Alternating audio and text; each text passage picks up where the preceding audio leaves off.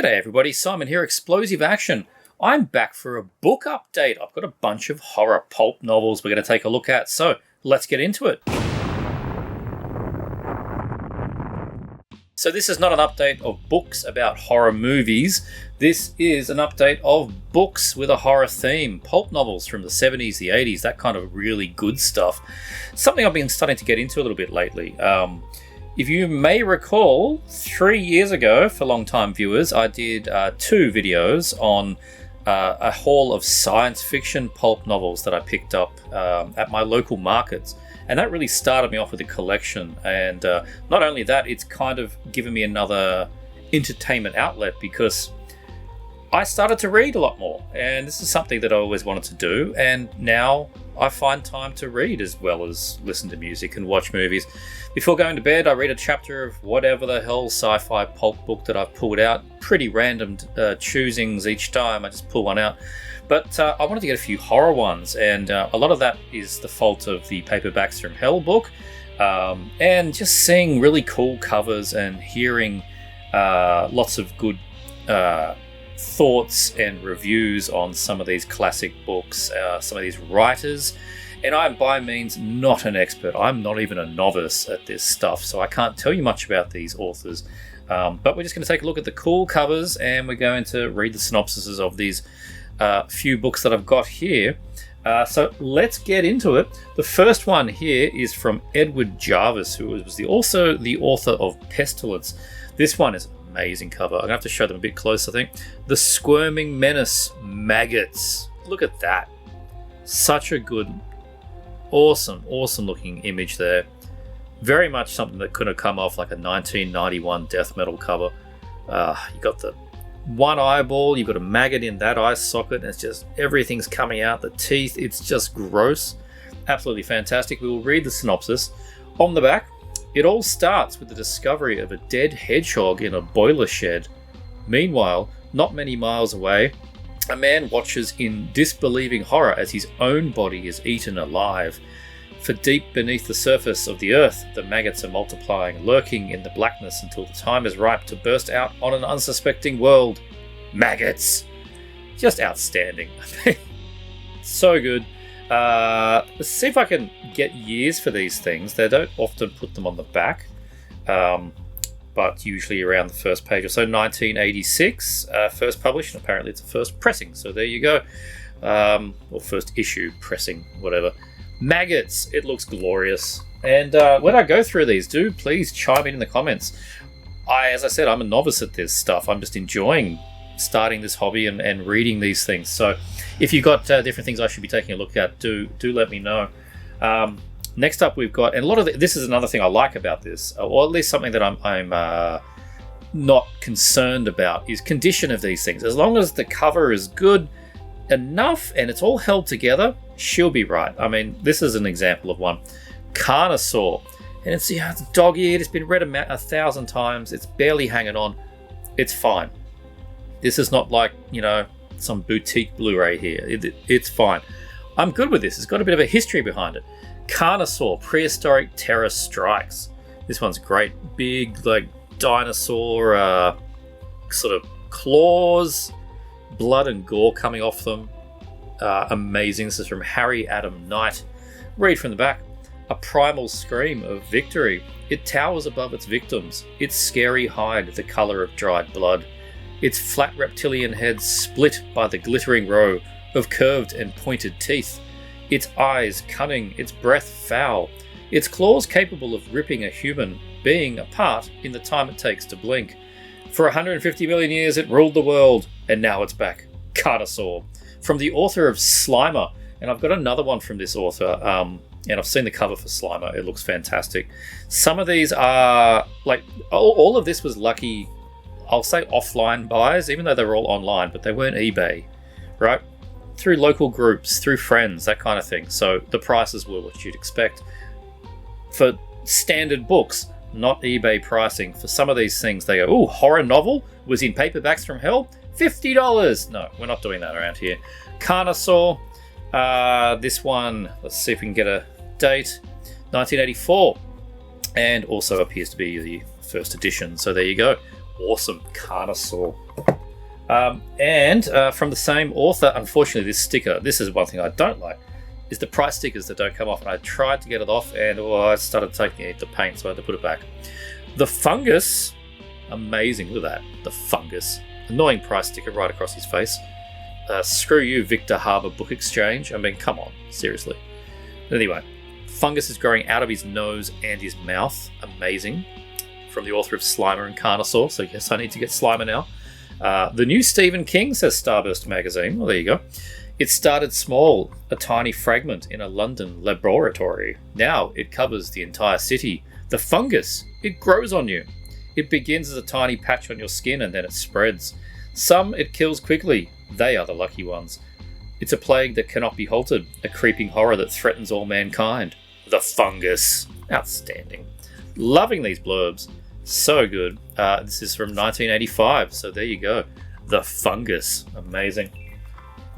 We got two here in a series from Michael R. Lineker. This is Scorpion. Another really cool cover. Like the big scorpion there, and you got the sort of silhouette of the face behind it. A seething swarm of flesh-searing claws and death-dealing venom seeking out human prey. Amazing. Read from the back. A high, shrill cry of terror ripped from the...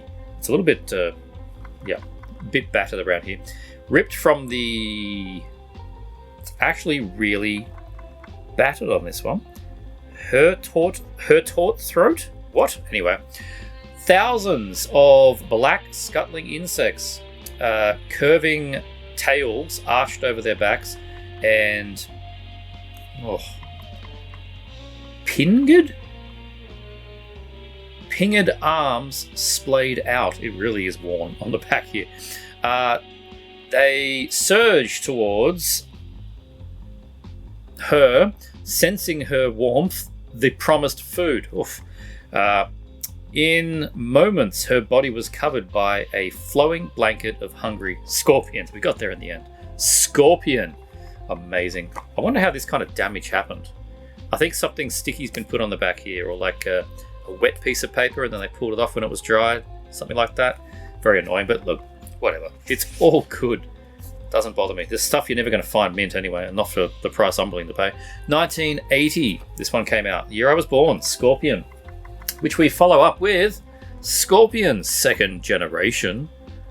Love that cover. That one's really good. Nightmares can come true. Sickeningly true. Scorpion Second Generation. Also from Michael R. Lineker. Shall read from the back. Nightmare black and hideously armed, they came scuttling and swarming from the underground. Ever hungry, ever vicious, they hunted down their prey, clawing, biting, and stinging.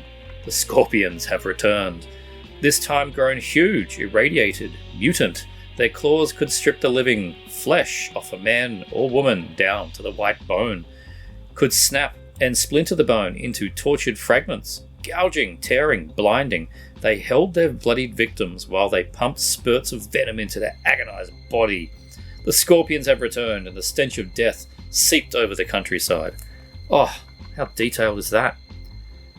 Hideous, hideous scorpions. He's also done a book called The Touch of Hell. I imagine that's excellent. 1982. This one came out, so there you go. Scorpion, Second Generation.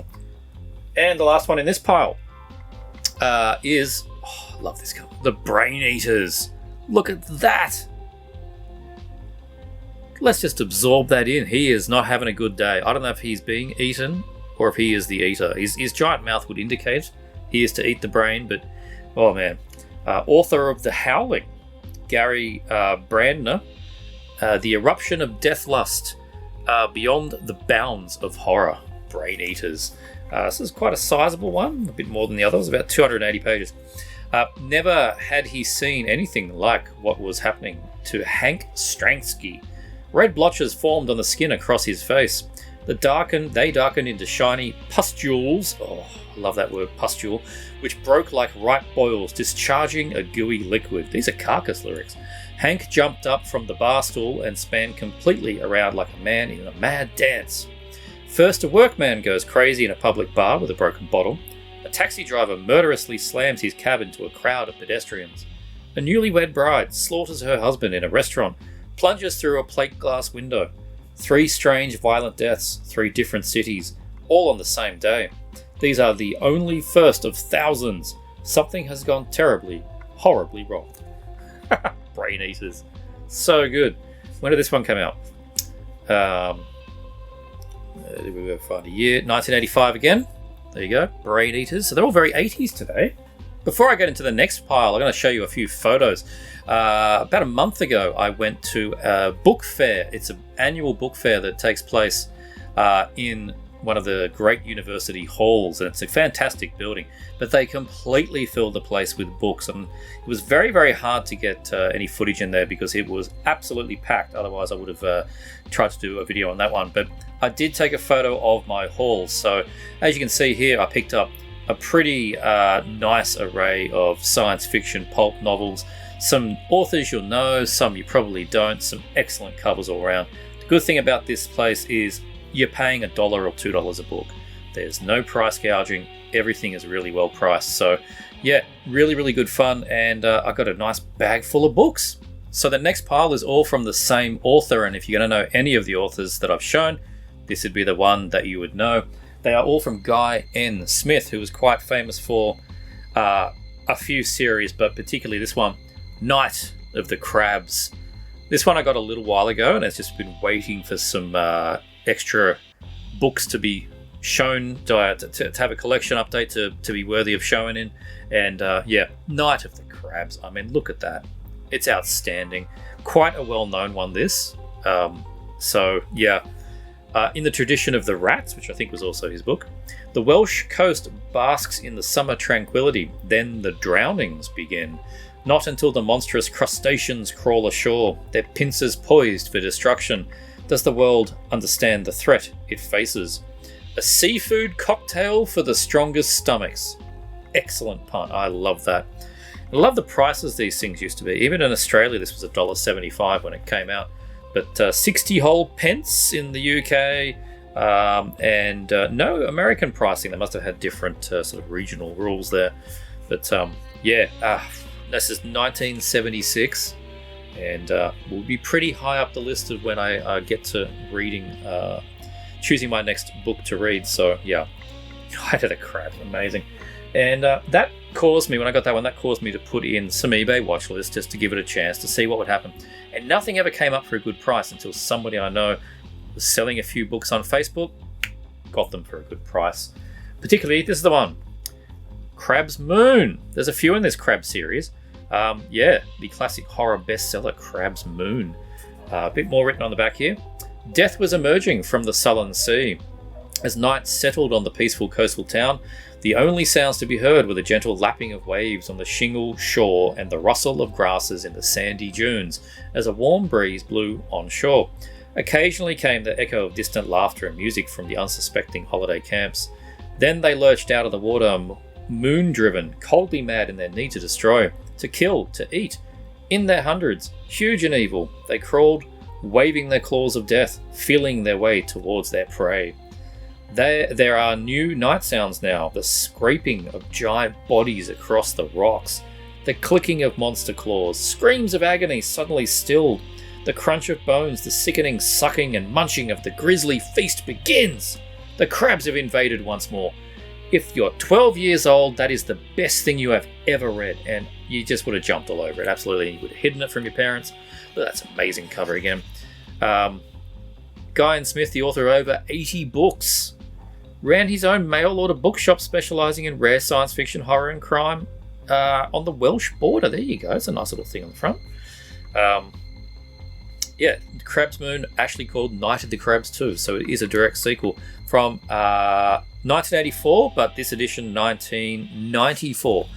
So there you go. I wonder if the original edition has more artwork similar to the Night of the Crabs that I showed. The next four, some great artwork on these ones. Single word titles as well. Just, I love this. This one's like a 1984 heavy metal LP. When you look at the artwork and you go, oh, bless them. They really tried, and it's just cool. Yeah. That's amazing. Carnivore. Look at that dog. Carnivore. God, he's just manic. Look at the eye. Look at the teeth. got drool coming off them. Oh, it's amazing. Those who kill the animals which abound on my land shall forfeit their own lives, is a quote. The first victim to die on the Corby estate is a starving poacher, condemned to a terrible end by both man and beast. He is not the last. The Mad Earl of Corby's ancient law has been repealed, and blood sports are to be allowed once more on the land. But the pact with nature broken, the wildlife turns on the killers. Savage, predatory, murderous, they seek and take revenge on the flesh and blood of those who dare defy the Corby curse. Excellent. Excellent.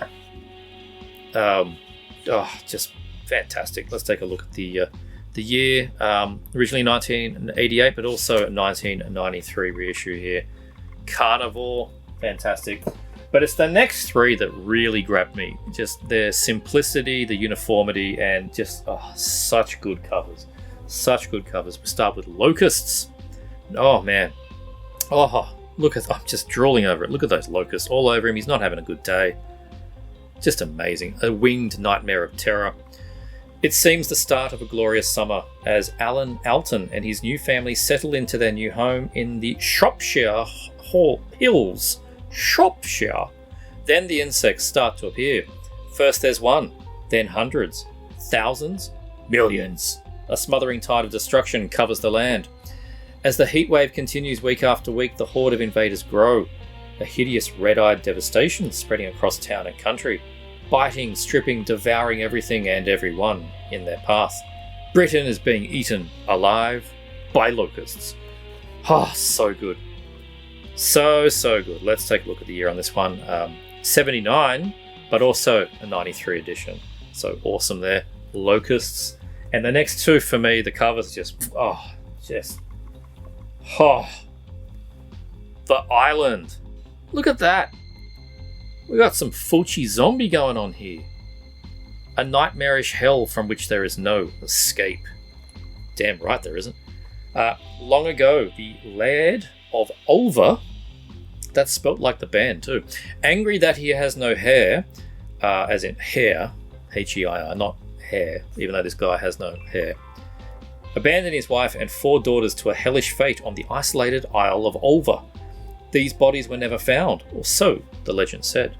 Frank Ingram owns that island, living his dream of solitude and harmony, until one storm-lashed night his peace is interrupted by the arrival of 5 frightened women. It's turning into a slasher movie. Can they really be shipwrecked in the middle of winter, or have the daughters of Ulva returned from their watery grave to claim their inheritance? I wonder how that gets us to this guy. That would be an interesting journey, I think. But man, great cover on this one.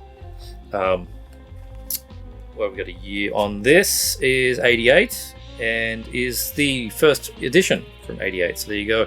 The Island, amazing. And the last one, which I just think is an outrageously good cover. Just everything I want about this kind of stuff in horror pulps. It's right here, guys. Cannibals. Yes. Look at that cover. Look at his head. This is what happens to you if you eat human flesh. Grow a head like that. A peaceful holiday becomes a nightmare for struggle, for survival. You might well say it is a cannibal holocaust. Deep in the mountain caves of Blair Long lurks a band of monsters, half-human creatures, hideously mutated after generations of inbreeding. Oof. This is the dark secret of a remote highland village, a secret kept safe until a local fisherman builds some holiday chalets to attract tourists. Then the shameful conspiracy of silence is shattered at last as the horrendous creatures shamble from their lair to mutilate and kill the unsuspecting visitors. Just, so good. I mean, do they make stuff like this anymore? Can I go to a bookstore and get this kind of horror pulp? I don't know, man. I don't know. It's not my world. It's a world I'm just dipping my toes into, and I'm liking the vintage stuff. This feels like a 93 reissue, 94 reissue of a 1986 book. So there you go. Guy and Smith, Cannibals, and the last of the Guy and Smith books, and the last of this little update of horror pulp novels. Something a little bit different. I had them here, and I thought I might as well show you guys. So yeah, hope you enjoyed watching that. And again, another reminder, if you're watching this in October, I'm holding my 5,000 subscribers competition. It's still going till October 31st. Get your entries in. need to get more video responses in. Only got a few. I'd love to see some more video responses. So make sure you check out that video and see how to enter and the prize you can win for 5,000 subscribers. Yay, go me. Otherwise, for this video, thanks for watching. Like and subscribe. See you next time.